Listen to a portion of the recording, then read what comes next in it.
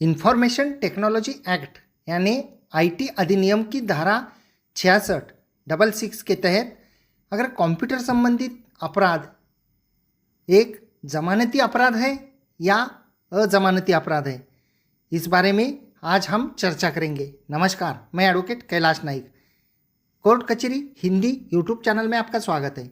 माननीय सर्वोच्च न्यायालय के एक महत्वपूर्ण निर्णय के अनुसार आज हम इस विषय पर चर्चा करने जा रहे हैं। माननीय सर्वोच्च न्यायालय ने स्पष्ट किया है कि सूचना प्रौद्योगिकी अधिनियम 2000 की धारा 66 के तहत दंडनीय कंप्यूटर संबंधित अपराध एक जमानती अपराध यानी बेलेबल ऑफेंस है। न्यायमूर्ति एम सुंदरेश और न्यायमूर्ति प्रसन्ना बी वराळे की खंडपीठ ने पंजाब और हरियाणा उच्च न्यायालय के उस फैसले को रद्द किया जिसमें धारा 66 के तहत अपराध को गैर जमानती नॉन बेलेबल अपराध माना गया था। पीठ ने कहा, उच्च न्यायालय द्वारा व्यक्त किया गया यह विचार कि आईटी अधिनियम की धारा 66 को आईटी अधिनियम के तहत जमानती अपराध के रूप में परिभाषित नहीं किया गया है, उसको रद्द किया जाता है। साथ ही पीठ ने इस बात पर जोर दिया कि माननीय उच्च न्यायालय ने आईटी अधिनियम की धारा 77B को ध्यान में न रखकर गलती की है, जो 3 साल की कैद के दंडनीय अपराधों की जमानती अपराध मानता है।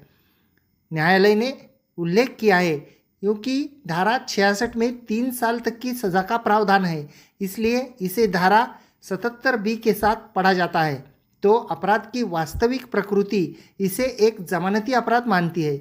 इस केस के अगर हम पृष्ठभूमि यानी बैकग्राउंड देखें तो यह मामला सूचना प्रौद्योगिकी अधिनियम 2000, जिसे संक्षेप में आईटी अधिनियम कहा जाता है, कि धारा 66, 72 और 84C और भारतीय न्याय संहिता 2023 की धारा 78(1), 78(2) के तहत दंडनीय अपराध के लिए दर्ज एक एफआईआर के सिलसिले में एक अपीलकर्ता के बेटे के खिलाफ जारी लुकआउट सर्कुलर के आधार पर उसे हवाई अड्डे पर कथित रूप से अवैध रूप में हिरासत में लिए जाने के बाद सामने आया था।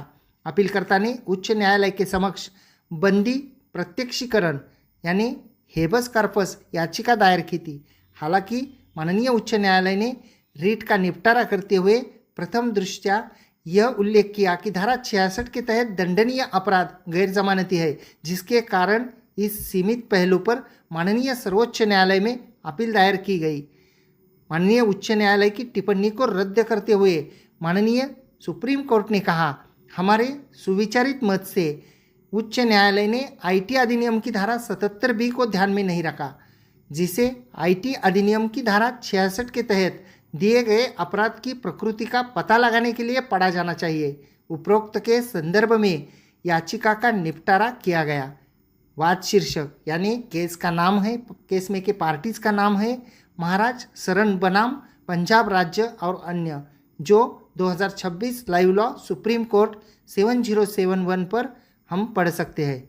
और जो अपीयरेंस है उसके बारे में भी उसमें लिखा है। अगर आपको यह जानकारी अच्छी लगी हो तो इस जानकारी को शेयर कीजिए, वीडियो को लाइक कीजिए। अगर आप यह वीडियो यूट्यूब चैनल पर देख रहे हैं, कोर्ट कचहरी हिंदी यूट्यूब चैनल पर, अगर आपने अभी तक सब्सक्राइब नहीं किया तो उसे सब्सक्राइब कर दीजिए और यूट्यूब पर भी शेयर कीजिए। अब अगर आप यह वीडियो फेसबुक और इंस्टाग्राम पर देख रहे हैं और आपने अभी तक फेसबुक इंस्टाग्राम को फॉलो नहीं किया तो फॉलो ज़रूर कीजिए और वहाँ पर भी इस वीडियो को शेयर कीजिए ताकि यह जानकारी ज़्यादा से ज़्यादा लोगों तक पहुँच सके।